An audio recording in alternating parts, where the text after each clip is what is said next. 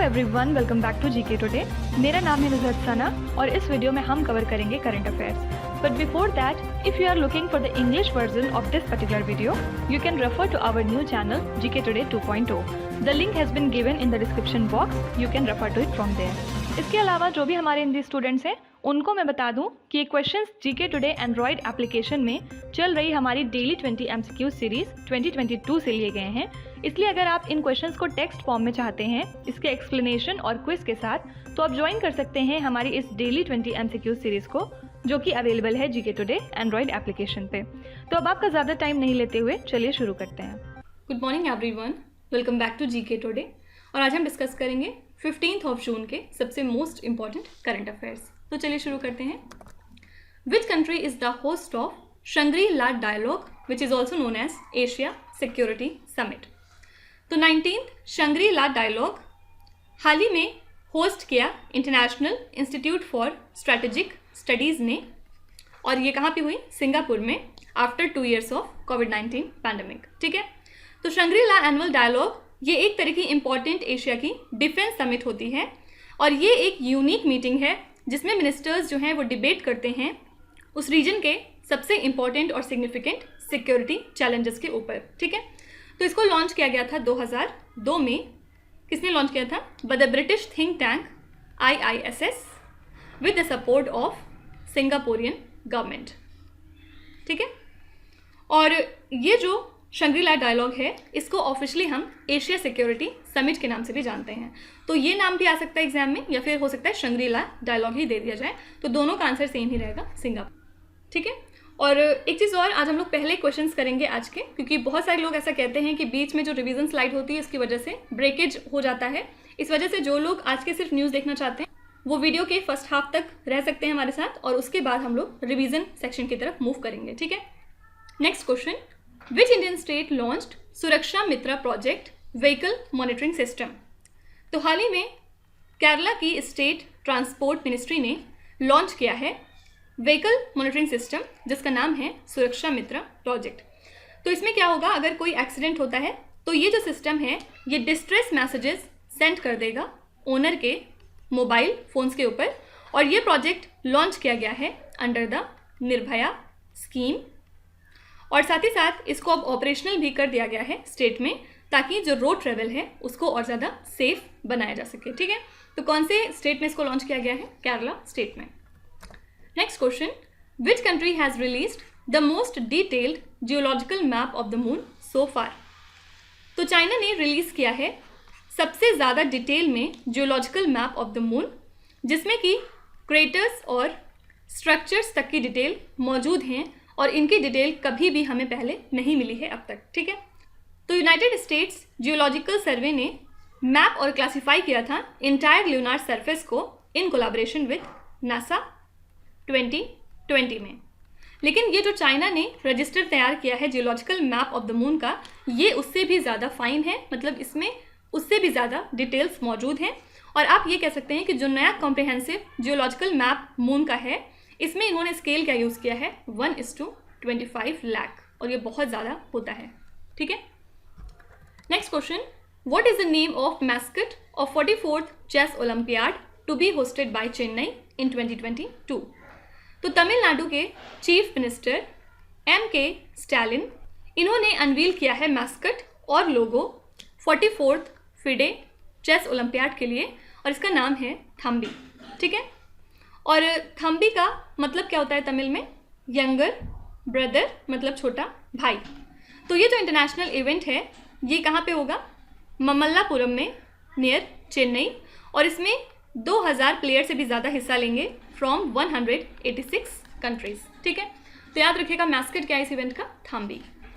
देखिए, इसके अलावा हमने कुछ दिनों पहले पढ़ा था खेलो इंडिया यूनिवर्सिटी गेम्स के बारे में।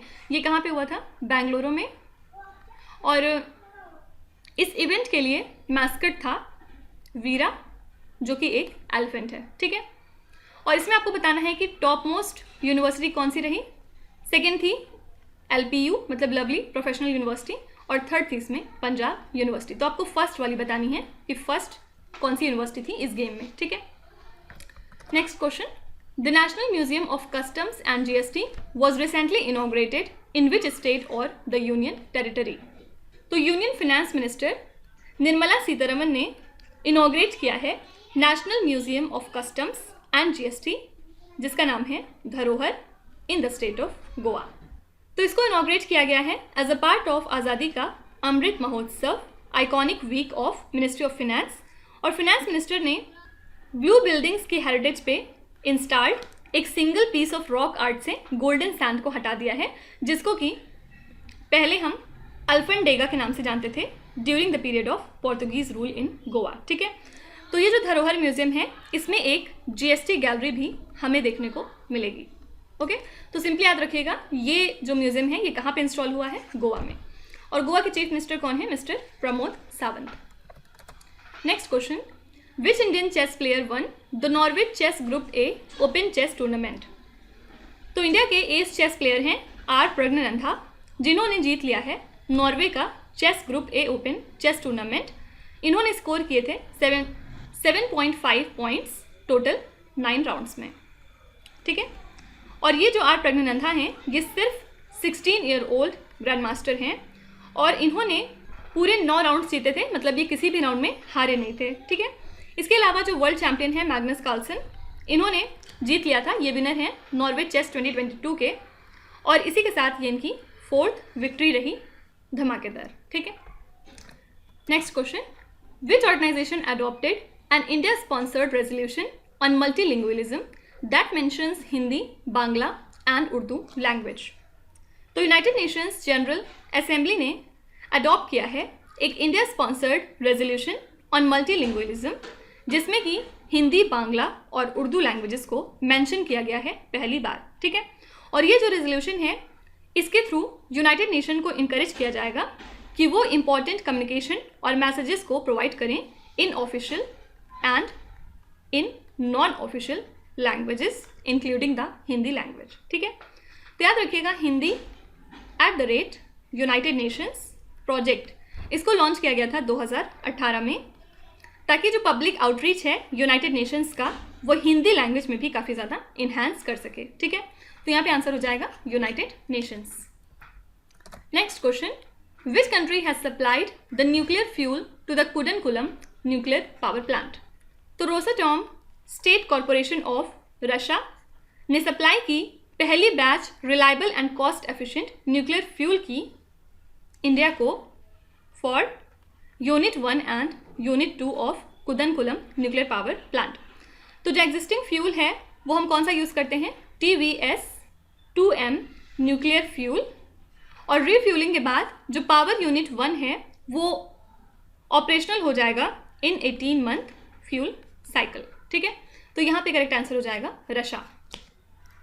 Next is, which is the venue of the 12th ministerial conference of the world trade organisation.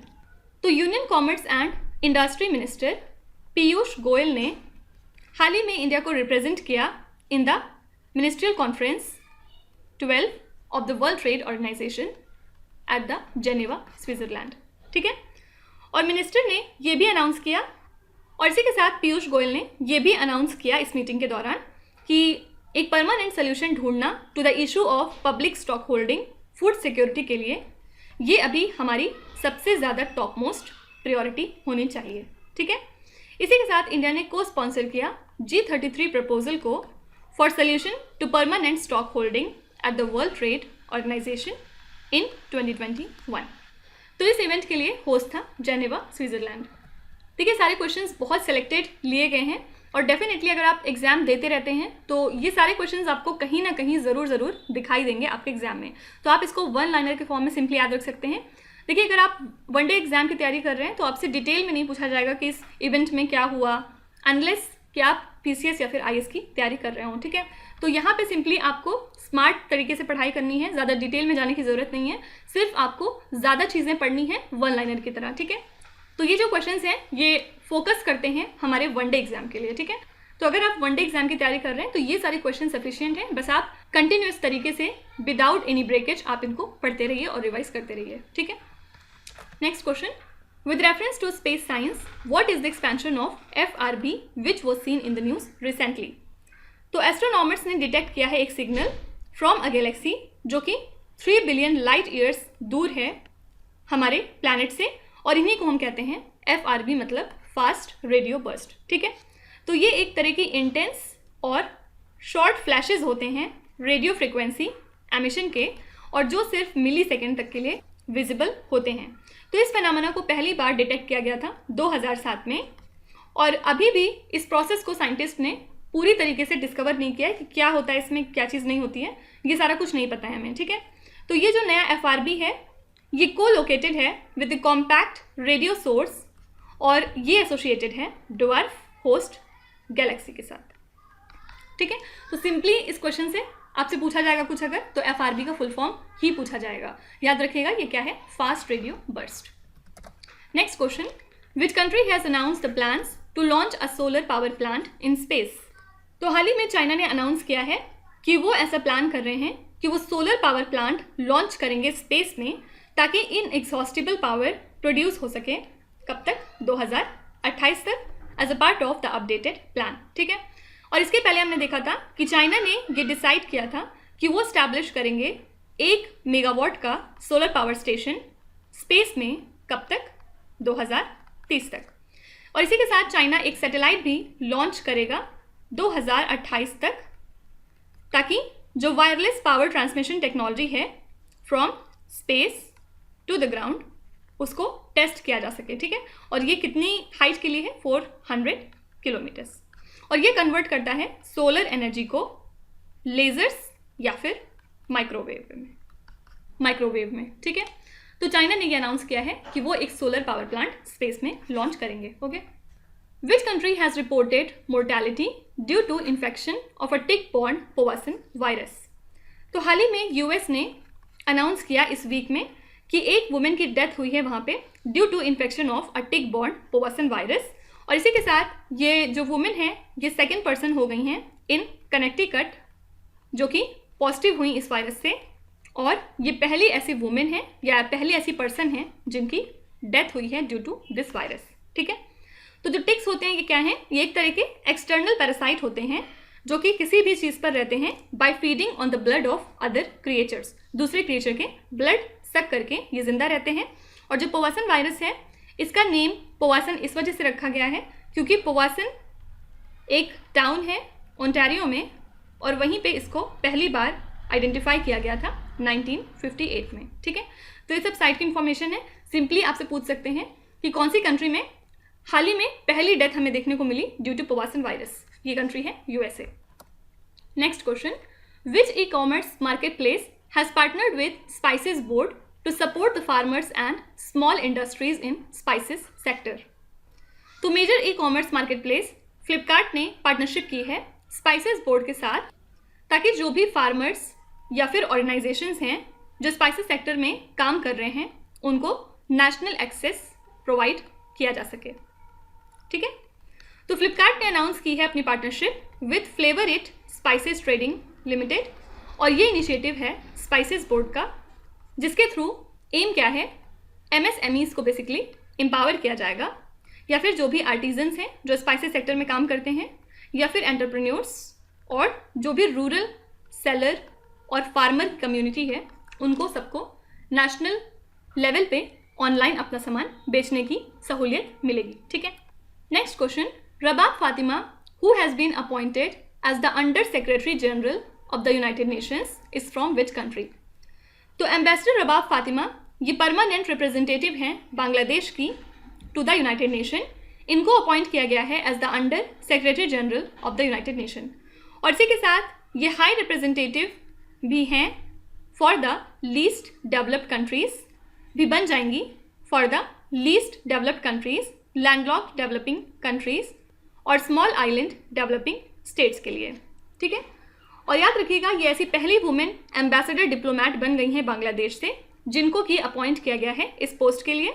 और इसी के साथ जो इंडिया के डिप्लोमैट हैं मिस्टर अमनदीप सिंह गिल, इनको अपॉइंट किया गया है as envoy on technology to the United Nations chief Antonio Guterres. ठीक है, देखिए अब इस क्वेश्चन को किस तरह से घुमा के पूछ सकते हैं, या हो सकता है कि आपसे कंट्री सिंपली पूछ लें कि कौन सी कंट्री से हैं, तो वो लिखा है यहाँ पे बांग्लादेश, या फिर ये आपसे पूछ सकते हैं कि कौन सी ऐसी पर्सनालिटी हैं जिनको कि सेक्रेटरी अंडर सेक्रेटरी जनरल बनाया गया है यूनाइटेड नेशंस का। तो वहाँ पे आपको ये नाम भी याद रखना पड़ेगा, ठीक है। तो इस क्वेश्चन से 2 क्वेश्चन ही इंपॉर्टेंट हैं, 2 चीज़ें ही इंपॉर्टेंट हैं कि नाम इनका है रबाब फातिमा और ये कौन सी कंट्री से है, Bangladesh. Next question, which institution launched the CiSS mobile application?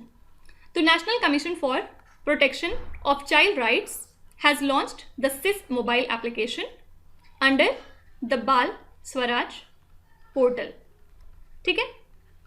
और ये जो एप्लीकेशन है ये हेल्प करेगा in the rehabilitation process of children in the street situation. तो बाल स्वराज एक तरह का पोर्टल है जिसको कि NCPCR ने लॉन्च किया था ताकि ऑनलाइन ट्रैक किया जाए बच्चों को और जो भी digital real time monitoring mechanism है उसको भी काफ़ी ज़्यादा इन्हांस किया जाए और उन बच्चों की हेल्प किया जाए जिनको सच में केयर और प्रोटेक्शन की ज़रूरत है, ठीक है। तो ये जो इनिशिएटिव है ये लिया जाएगा under the directions of supreme court of India, okay. Next question, which country also a constitutional monarchy appointed it's first minister for the Republic? तो ऑस्ट्रेलिया के नए सेंटर लेफ्ट प्राइम मिनिस्टर कौन बन गए हैं नए? Anthony Albanese. इन्होंने अपनी कैबिनेट डिसाइड कर ली है और एक जूनियर मिनिस्टर हैं मैट थिसलवेट, इनको नेम किया गया है as assistance minister for the republic for the very first time ever, ठीक है। तो ये कंट्री कौन सी हो जाएगी? ऑस्ट्रेलिया। तो ऑब्वियसली ये एक सिग्निफिकेंट स्टेप है क्योंकि ऑस्ट्रेलिया ऐसे यूजुअली एक कॉन्स्टिट्यूशनल मोनार्की है, राइट। इस क्वेश्चन से एक चीज़ और बहुत इंपॉर्टेंट है जो पूछा जा सकता है कि ऑस्ट्रेलिया के नए प्राइम मिनिस्टर कौन बन गए हैं। ये क्वेश्चन आपको कहीं ना कहीं डेफिनेटली देखने को मिलेगा, याद रखिएगा, एंथोनी एल्बनीज। तो ये थे आज के सबसे मोस्ट इंपॉर्टेंट न्यूज़ और करंट अफेयर्स जो हमने कर लिए हैं और अब हम मूव ऑन करेंगे अपने रिवीजन सेक्शन की तरफ। देखिए कोई इशू नहीं है अगर हम बीच में भी पढ़ते हैं क्वेश्चंस को या फिर लास्ट में पढ़ते हैं, डजेंट मैटर एट ऑल। अगर आप कहेंगे तो मैं लास्ट में, हम लोग ऐसे तो 3 कैटेगरीज करते हैं, उसको हम इंक्रीज करके 5 भी कर सकते हैं। ये मैटर नहीं करता कि कितनी लंबी वीडियो है या हमने कितने क्वेश्चंस पढ़े हैं, सिर्फ ये मैटर करता है कि आपने इस वीडियो के थ्रू कितना रिटेन किया या आपको कितना याद है या आप इससे कितना हेल्प ले रहे हैं, ठीक है। देखिए अगर आप वेरियस एग्जाम्स देते रहते हैं तो अगर आपको लगता है कि इन वीडियो की हेल्प से आपके एग्जाम में बेनिफिट हुआ है किसी भी तरह का, अगर आपके करंट अफेयर्स का पोर्शन थोड़ा इजी हुआ है इन लेक्चर्स की हेल्प से, तो प्लीज़ आप कमेंट्स में लिखा करिए। It would be a motivation for us और हम और ज़्यादा एफर्ट करेंगे अपने लेक्चर्स को बेहतर करने के लिए ताकि एग्जाम में और ज़्यादा आपको हेल्प मिल सके।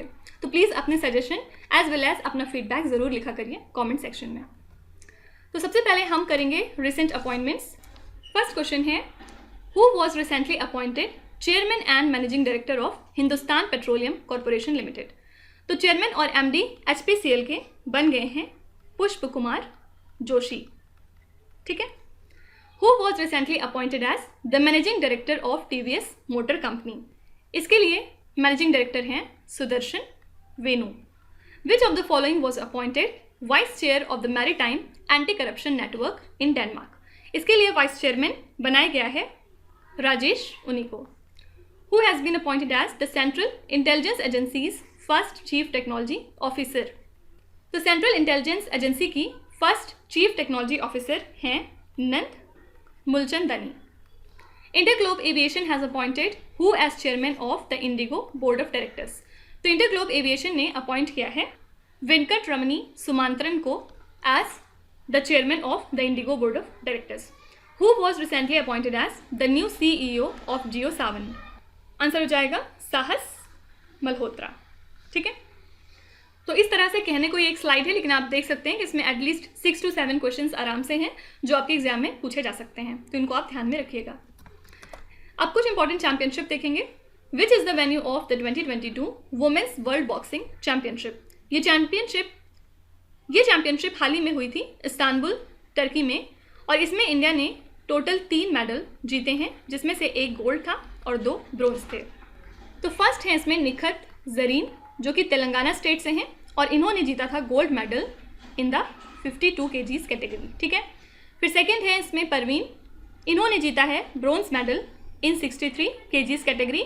और थर्ड है मनीषा, इन्होंने ब्रोंज मेडल जीता है इन द 57 kgs कैटेगरी, ठीक है।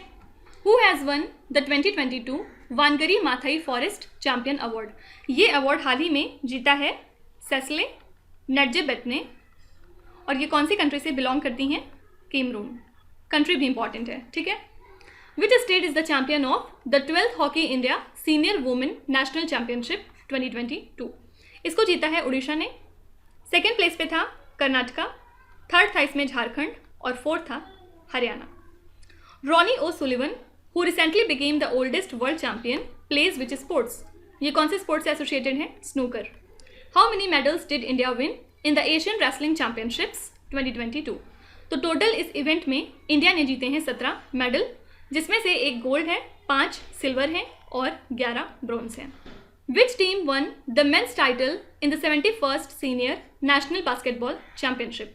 तो मेंस कैटेगरी की बात करें तो सीनियर नेशनल बास्केटबॉल चैंपियनशिप जीती है तमिलनाडु ने पंजाब को हरा के। और अगर हम वुमेंस कैटेगरी की बात करेंगे तो इंडियन रेलवेज ने इसको जीता है तेलंगाना को हरा के। ठीक है, अब नेक्स्ट स्लाइड में कुछ इंपॉर्टेंट डेज और थीम्स देखेंगे। Revitalisation collective action for the ocean is the theme of which international day that is celebrated on 8th जून। तो ये थीम थी इस साल के वर्ल्ड ओशन डे की। ठीक है, तो ये थीम थी इस साल के वर्ल्ड ओशन डे की, जिसको हम ऑब्जर्व करते हैं हर साल 8 जून को। What is the theme of the world food safety day 2022? इस साल के लिए थीम थी सेफर फूड बेटर हेल्थ। ठीक है, और आपको कमेंट्स में लिखना है कि वर्ल्ड फूड सेफ्टी डे हम कब सेलिब्रेट करते हैं। What is the theme of the world environment day 2022? तो वर्ल्ड एनवायरनमेंट डे 5 जून को हर साल मनाते हैं और इस साल के लिए थीम थी only one earth. Appreciate all parents through out the world is the theme of which day observe on 1st जून। तो ये थीम थी इस साल के ग्लोबल डे ऑफ पेरेंट्स की, जिसको हम हर साल ऑब्जर्व करते हैं 1 जून को। What is the theme of the world no tobacco day 2022? तो इस साल के लिए थीम थी tobacco a threat to our environment और इसको हम हर साल ऑब्जर्व करते हैं 31 मई को। What is the theme of international day of yoga 2022? तो इंटरनेशनल डे ऑफ योगा कब मनाते हैं? 21 जून को, और इस साल के लिए थीम है योगा फॉर ह्यूमैनिटी। ठीक है, तो अब आ जाते हैं आपके क्विज पे। ये 5 क्वेश्चंस हैं जिनको आपको ध्यान से पढ़ना है और इसका जवाब आपको कमेंट्स में लिखना है। तो यहाँ पे वीडियो को पॉज करिए, एक एक करके ध्यान से क्वेश्चन को पढ़िए। जो भी आपको आते हैं वेल एंड गुड, जो नहीं आते कोई भी बात नहीं। विथ टाइम डेफिनेटली आपका स्कोर इंप्रूव करेगा, बस आपको कंसिस्टेंट और परसिस्टेंट रहने की ज़रूरत है। So that's it for today. I hope you have like the session. आज का सेशन आपको कैसा लगा ज़रूर बताइएगा कमेंट्स में। साथ ही साथ आपका कोई भी रिव्यू है, फीडबैक है या फिर सजेशन है तो वो भी आप हमें बता सकते हैं। हमें जानकर खुशी होगी और हम पूरी कोशिश करेंगे उसको इम्प्लीमेंट करने की। तो कल फिर हम मिलेंगे सेम टाइम सेम जगह कल के करंट अफेयर्स के साथ। Till then stay tuned. Thank you so much for watching and please do not forget to subscribe to GK today. With this Meenu ज़रसना साइनिंग ऑफ।